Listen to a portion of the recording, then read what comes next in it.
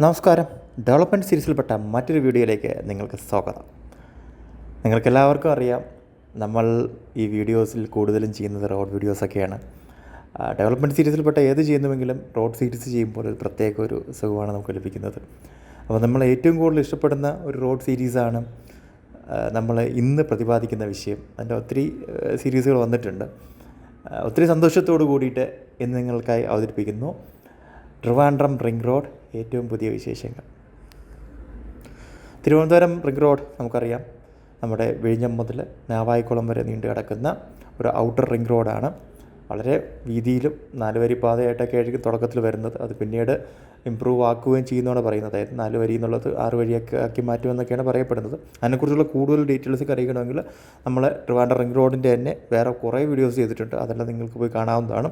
ഇന്ന് എന്തായാലും നിങ്ങൾക്കായിട്ട് നമ്മൾ കൊണ്ടുവരുന്നത് ഏറ്റവും പുതിയ കുറച്ച് വിശേഷങ്ങളാണ് റിംഗ് റോഡിനെ പറ്റിയിട്ട്. തിരുവനന്തപുരം നാവായിക്കുളം റിംഗ് റോഡിൻ്റെ ഏറ്റവും പുതിയ വിശേഷം എന്ന് പറയുന്നത് പ്രാഥമിക വിജ്ഞാപനം, സ്ഥലമേറ്റെടുക്കലുമായിട്ട് ബന്ധപ്പെട്ട പ്രാഥമിക വിജ്ഞാപനം പുറപ്പെടുവിച്ചു എന്നതാണ്. ഇക്കഴിഞ്ഞ ഒക്ടോബർ 28-നാണ് അത് പുറപ്പെടുവിച്ചത്. അപ്പോൾ എല്ലാവർക്കും സന്തോഷിക്കാവുന്നതാണ്. കാരണം വളരെയധികം പ്രതിസന്ധിയിലും ഇതിടയ്ക്ക് കടന്നു പോയിട്ടുണ്ട്. നടക്കൂലേ എന്നൊക്കെ ഒരു സംശയം പലർക്കും ഉടലെടുത്തിട്ടുണ്ടായിരുന്നു. എന്നാൽ അതിനെല്ലാം ഒരു അറുതി വരുത്തിക്കൊണ്ടാണ് ഇപ്പോൾ ഈ ഒരു വിജ്ഞാപനം വന്നിരിക്കുന്നത്. ഡെവലപ്മെൻറ്റിനെ സ്നേഹിക്കുന്ന അല്ലെങ്കിൽ വികസനം ആഗ്രഹിക്കുന്ന ഏവർക്കും സന്തോഷം പകരുന്ന ഒരു വാർത്ത തന്നെയാണ്. അതിൻ്റെ കൂടുതൽ വിശേഷങ്ങളിലേക്ക് നമുക്കൊന്ന് നോക്കാം. ആദ്യഘട്ടത്തിൽ 3A പ്രകാരം ഏറ്റെടുക്കുന്നത് 324.759 ഹെക്ടർ ഭൂമിയാണ്. അതുകൂടാതെ ബാക്കിയുള്ള, അതായത് ഇതിലില്ലാത്ത സർവേ നമ്പറുകൾ ചേർന്നിട്ടുള്ള ഒരു വിജ്ഞാപനം ഇനി അടുത്തും വരുന്നുണ്ട്. അതായത് ഇപ്പോൾ ഒരു വിജ്ഞാപനം വന്നിട്ടുണ്ട്, ഇനി ഒരു വിജ്ഞാപനം കൂടെ ബാക്കി ഇതിലൊന്നും ഉൾപ്പെടാത്ത സർവേ നമ്പറുകൾ ചേർത്ത് കണ്ടിട്ടുള്ള അടുത്തും വഴിയോ അത് ചെയ്യാവുന്നതാണ്.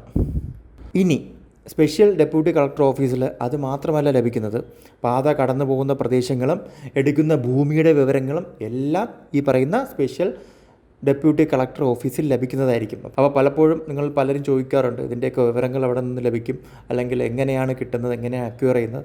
അതെല്ലാം ഈ പറയുന്ന ഓഫീസിലുണ്ട്. ഇനി നമുക്ക് വിജ്ഞാപനത്തിൽ ഉൾപ്പെട്ടിരിക്കുന്ന ബ്ലോക്കുകളും അതുപോലെ തന്നെ വില്ലേജുകളും ഏതൊക്കെയാണെന്ന് നോക്കാം. അതുപോലെ തന്നെ ഇതിൻ്റെ കറക്റ്റ് സർവേ നമ്പറെല്ലാം ആ വിജ്ഞാപനത്തിൽ തന്നെയുണ്ട്. ആ ഓർഡർ നിങ്ങൾക്ക് എടുത്ത് നോക്കിയാൽ മനസ്സിലാക്കാൻ സാധിക്കും. ആദ്യമായിട്ട് നമുക്ക് ചിറയൻകീഴ് താലൂക്ക് നോക്കാം. Karavaram village block number 3040, Kilimanoor block 30, Koduvazhunnoor block 36, Nagaroor block 37, Pulimath block 35, Vellalloor block 38. ഇനി നമുക്ക് കാട്ടാക്കട താലൂക്ക് നോക്കാം. കാട്ടാക്കട താലൂക്കിൽ എവിടെ കൂടെയൊക്കെയാണെന്ന് നോക്കാം. Kolathummal block 8, Malayinkeezhu block 6, Maranalloor block 10, 12, Vilappil block 1, 2. അടുത്തത് നെടുമങ്ങാട് താലൂക്കാണ്. Aruvikkara block 40, 41, Karakulam block 34, Kolikode block 27, 28, Manikkal block 29, Nedumangad block 35, 36, Pullampara block 22, 23, Thekkada block 30, 31, 32, Vamanapuram block 2, 24, Vattappara block 35, Vembayam block 31. ഇനി അടുത്ത് നമുക്ക് നെയ്യാറ്റിൻകര താലൂക്ക് പരിശോധിക്കാം. Balaramapuram block 13, Kottukal block 16, Pallichal block 5. ഇനി നമുക്ക് തിരുവനന്തപുരം താലൂക്കിലെ പ്രദേശങ്ങൾ നോക്കാം. Andoorkonam block 7, 8, Keezhthonnakkal block 6, Melthonnakkal block 4, Veiloor block 2, Venganoor block 31. ഇനി വർക്കല താലൂക്ക് നോക്കാം. Kodavoor block 23, Navaikulam block 22. ഇനിയാണ് നമ്മൾ ഈ പദ്ധതിയെ സംബന്ധിച്ചിടത്തോളം ഏറ്റവും നിർണായക ഘട്ടത്തിലേക്ക് കടക്കുന്നത്.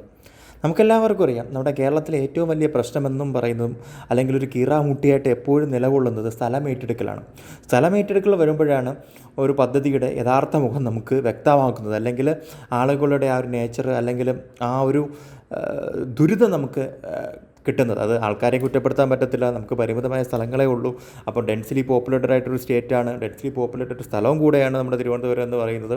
കേരളം തന്നെ നേരത്തെ പറഞ്ഞ സ്റ്റേറ്റ് പറഞ്ഞതുപോലെ ഒരു ഡെൻസിലി പോപ്പുലേറ്റഡ് ആണ്. അപ്പോൾ കേരളത്തിലെ പല പദ്ധതികൾക്കും ഈ പ്രശ്നം വരാറുണ്ട്. മറ്റ് ഇന്ത്യൻ സംസ്ഥാനങ്ങളെ അപേക്ഷിച്ച് നോക്കുമ്പോൾ കേരളത്തിൽ വളരെ ബുദ്ധിമുട്ടുകളാണ് പലതും ചെയ്യാനായിട്ട്.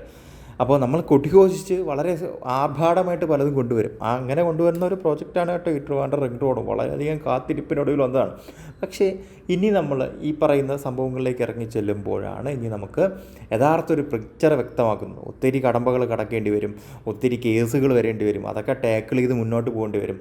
അപ്പോൾ അതോറിറ്റീസും ജനപ്രതിനിധികളും ജനങ്ങളും എല്ലാം ഒരുമിച്ച് നിന്ന് ഇത് പരിഹരിച്ച്, ഒരിക്കലും ഈ സ്ഥലം ഏറ്റെടുക്കുന്നവർക്ക് കൃത്യമായ അല്ലെങ്കിൽ വ്യക്തമായ രീതിയിൽ നല്ലൊരു പാക്കേജ് കൊടുക്കണമെന്നൊന്നും നമ്മൾ പറയത്തില്ല. അതൊരിക്കലും ചെയ്യരുത്, അവരോട് ചെയ്യുന്ന ദ്രോഹമായിരിക്കും. അപ്പോൾ അതെല്ലാം പരിഹരിച്ചുകൊണ്ട് വ്യക്തമായിട്ടുള്ള കമ്മ്യൂണിക്കേഷൻ കൊടുത്തുകൊണ്ട് നമുക്ക് മുന്നോട്ട് പോയി കഴിഞ്ഞാൽ നമുക്കിതിൽ എത്രയും പെട്ടെന്ന് ഇതിൻ്റെ പ്രവർത്തനങ്ങൾ തുടങ്ങാനായിട്ട് സാധിക്കും. അപ്പോൾ അതുപോലെ നേരത്തെ പറഞ്ഞതുപോലെ ഒരു കോൺസെൻട്രേറ്റഡ് എഫർട്ട് നമുക്കിവിടെ ആവശ്യകതയുണ്ട്.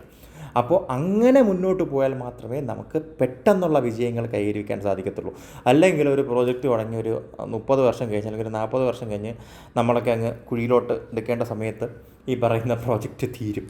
അപ്പോൾ നമുക്കങ്ങനെയല്ല, നമുക്കിത് പ്രോജക്റ്റ് തുടങ്ങി ഒരു 2-3 വർഷത്തിനുള്ളിൽ നമുക്കത് പൂർത്തിയാക്കാൻ സാധിക്കണം. അല്ലെങ്കിൽ ഒരു ടൈം ബൗണ്ടായിട്ട് എത്രയാണോ സമയം ഫിക്സ് ചെയ്യുന്നത് ആ സമയത്തിനുള്ളിൽ തീർക്കാനായിട്ട് സാധിക്കണം. അപ്പോൾ കമ്പനി പറയുവാണ് അല്ലെങ്കിൽ ഗവൺമെൻറ് പറയുവാണ് 3 വർഷത്തിനുള്ളിൽ നമ്മളിത് പൂർത്തിയാക്കും.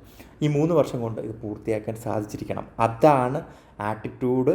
ആ ആറ്റിറ്റ്യൂഡ് വെച്ചിട്ട് നമ്മൾ മുന്നോട്ട് പോയി കഴിഞ്ഞാലും നമുക്ക് ഉറപ്പായിട്ട് നമുക്ക് ജയിക്കാനായിട്ട് സാധിക്കും. അപ്പോൾ എല്ലാ ഡിപ്പാർട്ട്മെൻറ്റ്സിൻ്റെയും ഒരു കോൺസെൻട്രേറ്റഡ് സഹകരണം, എല്ലാ ആൾക്കാരുടെയും കോൺസെൻട്രേറ്റഡ് ആയിട്ടുള്ള സഹകരണം ഒരുമിച്ച് മുന്നോട്ട് പോയാൽ നമുക്ക് വിജയം ഉറപ്പായിട്ടും കൈവരിക്കാൻ സാധിക്കും.